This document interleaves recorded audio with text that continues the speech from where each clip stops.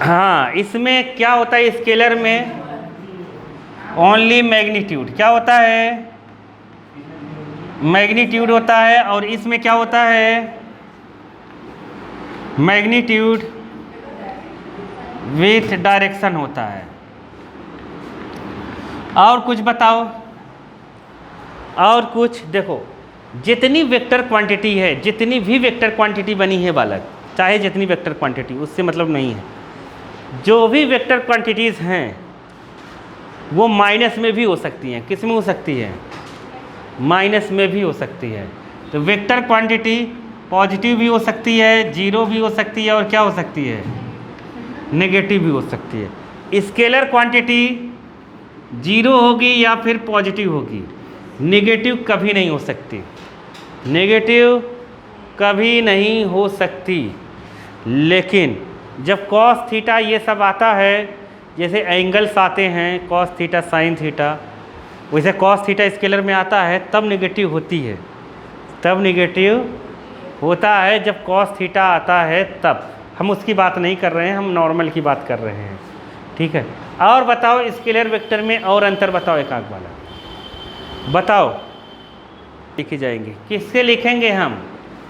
Bold letter से। NCERT में जहाँ भी तुम्हें बोल्ड लेटर मिले, क्या मिले? Bold letter. जैसे जब स्केलर क्वांटिटी रहेगी तो जैसे ए को ए ही ऐसे लिखा रहेगा, लेकिन वेक्टर क्वांटिटी रहेगी ना, इस ए को ऐसे बोल्ड करके लिखा रहेगा पूरे एनसीईआरटी में, बोल्ड करके। समझ गए? क्योंकि इसमें डायरेक्शन होता है, तो ऐसे बोल्ड करके ए को लिखेगा।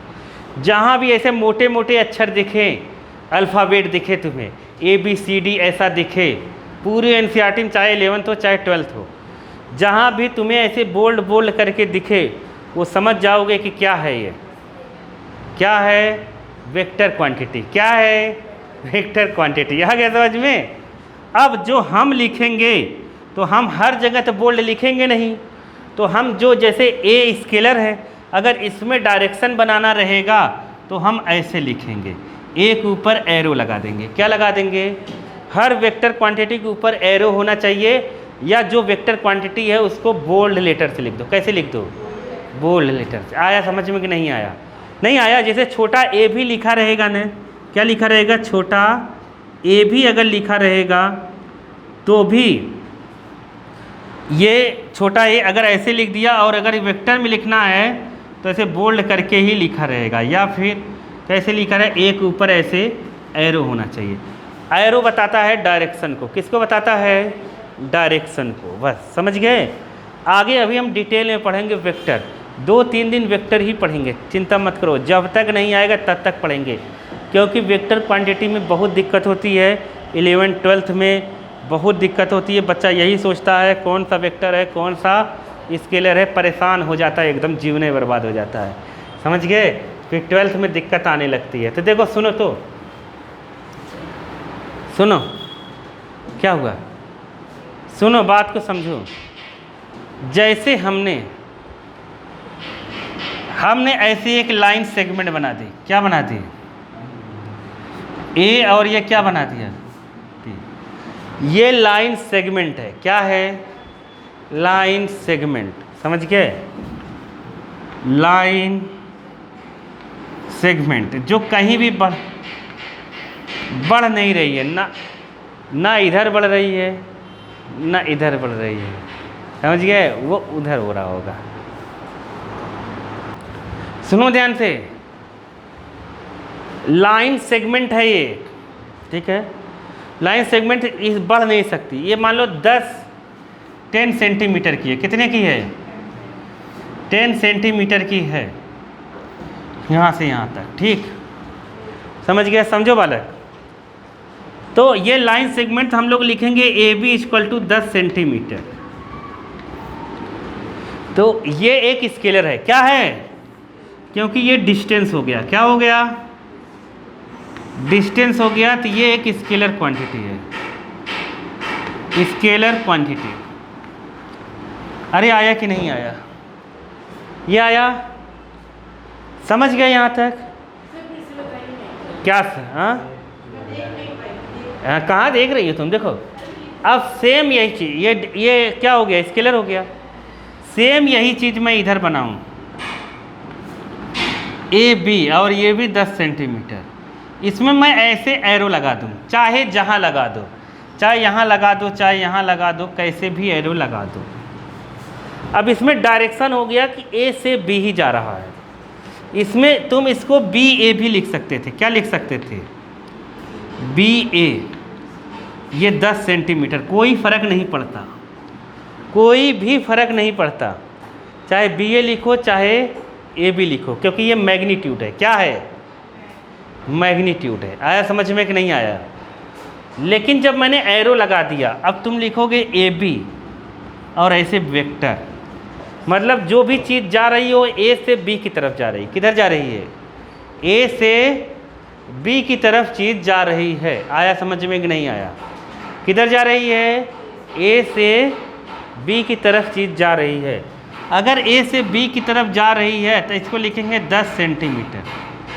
क्या लिखेंगे, 10 सेंटीमीटर। अब बात को समझना यहीं पर, अब समझो, इधर देखो, सुनो। अब जैसे ए से बी की तरफ ये जा रही है 10 सेंटीमीटर, अगर हमने ऐसा लिख दिया ना तो ये गलत है। ये क्या है, गलत। पता है क्यों, क्योंकि 10 सेंटीमीटर तो हमने यहाँ भी लिखा था।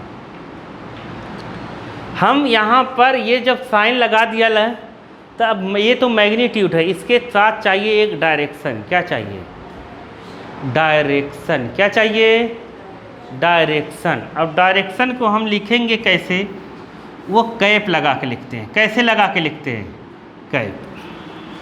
किसी भी चीज़ के ऊपर अगर कैप आ जाएगी तो वो क्या होगा, उसकी डायरेक्शन को बताएगा। क्या बताएगा, डायरेक्शन को। आया समझ में कि नहीं आया, आ गया।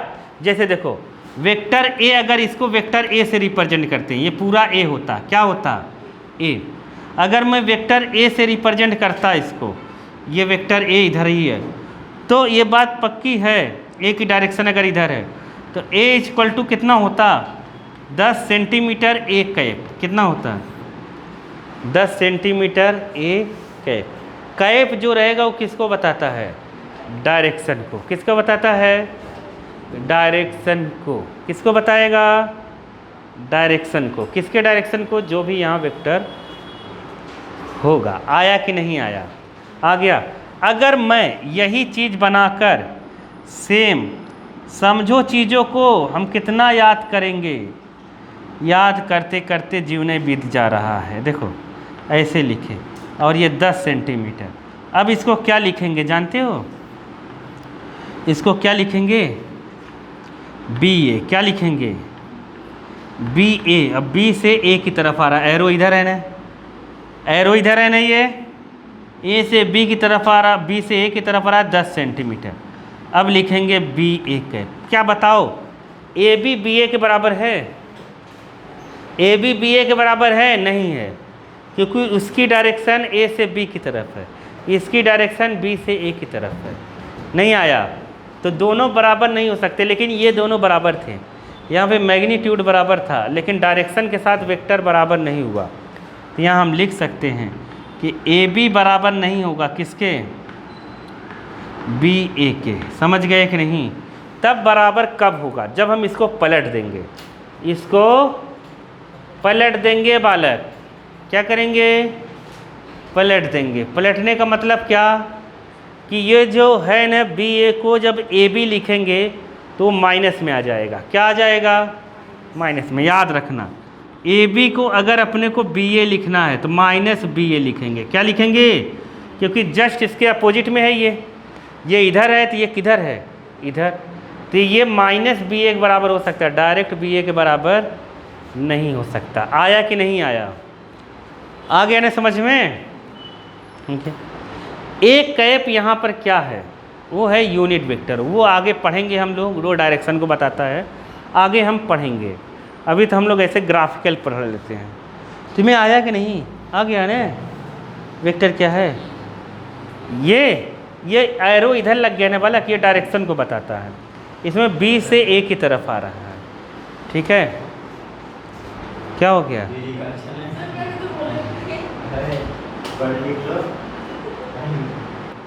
जैसे मान लो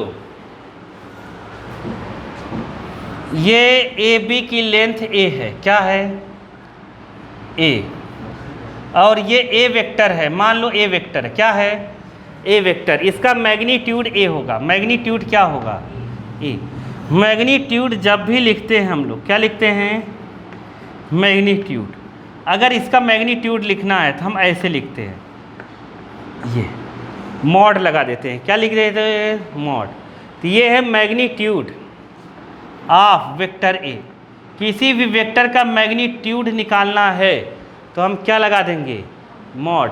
तो मैंने तुम लोगों को एक दिन बताया था कि जब भी हम मॉड लगाएंगे क्या लगाएंगे मॉड लगाएंगे तो प्लस चीज़ माइनस हो जाती है, याद करो है नहीं, माइनस चीज़ क्या हो जाती है प्लस हो जाती है। बताया था कि नहीं बताया था, तुम लोग नहीं सुने होगे। देखो -2 का मॉडुलस 2 बताया था, -3 का 3, प्लस रहेगा तो प्लस होगा, लेकिन माइनस रहेगा तब भी क्या हो जाएगा प्लस। आया समझ में कि नहीं आया।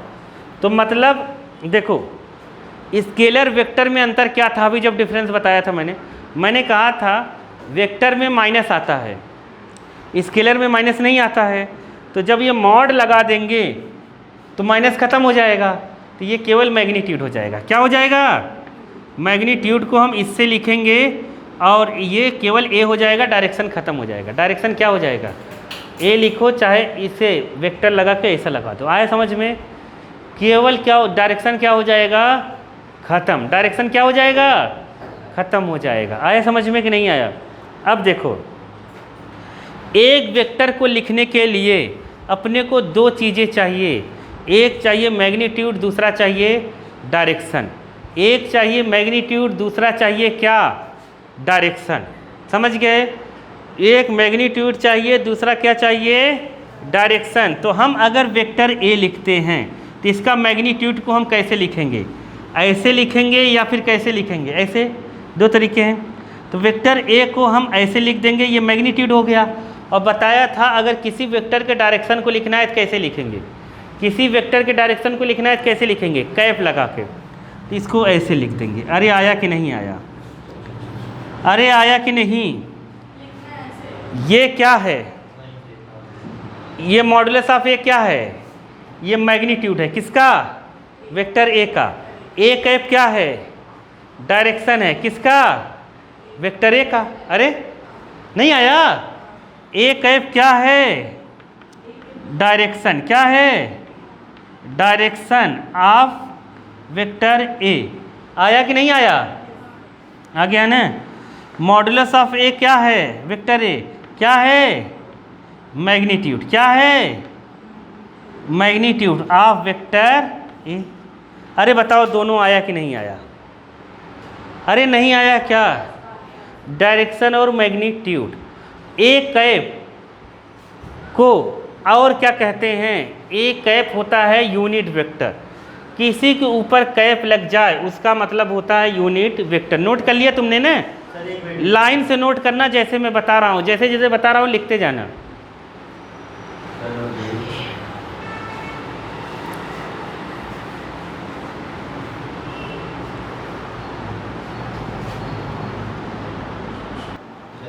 ए कैप को और क्या कहेंगे, ध्यान से सुनो। ए कैप जो है किसी के ऊपर कैप लगा रहे तो ये रिप्रेजेंट किया जाता है यूनिट वेक्टर। क्या है यूनिट वेक्टर, क्या होता है यूनिट वेक्टर भी होता है। यूनिट वेक्टर क्या है, यूनिट वेक्टर का मैग्नीट्यूड, मैग्नीट्यूड हमेशा कितना होना चाहिए 1। यूनिट वेक्टर का मैग्नीट्यूड कितना होता है 1। जिस वेक्टर का मैग्नीट्यूड 1 हो उसे क्या कहते हैं यूनिट वेक्टर। आया समझ में कि नहीं आया। यूनिट वेक्टर अगर लिखा है कहीं भी तो उसका मैग्नीट्यूड कितना होगा 1। जैसे मैं कहूँ बी वेक्टर है, मैं कहूँ वेक्टर बी क्या है इज ए यूनिट वेक्टर, क्या है यूनिट वेक्टर। तो पक्का जब भी मैं इसका मैग्नीट्यूड निकालूंगा तो 1 ही आएगा। कितना आएगा 1। नहीं आया समझ में, अरे आया कि नहीं आया। कैप जहाँ लगा रहेगा तो पक्का यूनिट वेक्टर है, समझ गए? क्योंकि वो डायरेक्शन को बताता है, केवल उसका मैग्नीट्यूड 1 होगा। लेकिन अगर कैप नहीं लगा रहेगा तो तुम्हें कहेगा कि ये यूनिट वेक्टर है, तो उसका मैग्नीट्यूड हमेशा कितना होगा? 1। कितना होगा? 1 ही होगा। आया समझ में कि नहीं आया? अगर अपने को वेक्टर ए का डायरेक्शन निकालना है, क्या निकालना है? डायरेक्शन। तो अगर मैं कहूँ डायरेक्शन ऑफ वेक्टर ए का डायरेक्शन निकालना है, तो vector A upon magnitude of vector A लिख सकते हैं। ऐसे लिखो या फिर ऐसे लिखो। अरे आया कि नहीं आया? देखो डायरेक्शन क्या है? ए कैप क्या है? ए कैप को यहीं रहने दो, इसको नीचे लिख दो, डायरेक्शन हो गया उसका। आया कि नहीं आया? तो डायरेक्शन आप इसको क्या कहेंगे? A cap. आया? तो ए कैप बराबर मतलब यूनिट वेक्टर निकालना है। किसी का डायरेक्शन निकालना है तो मतलब उसका क्या निकालना है? Unit vector. क्या निकालना है?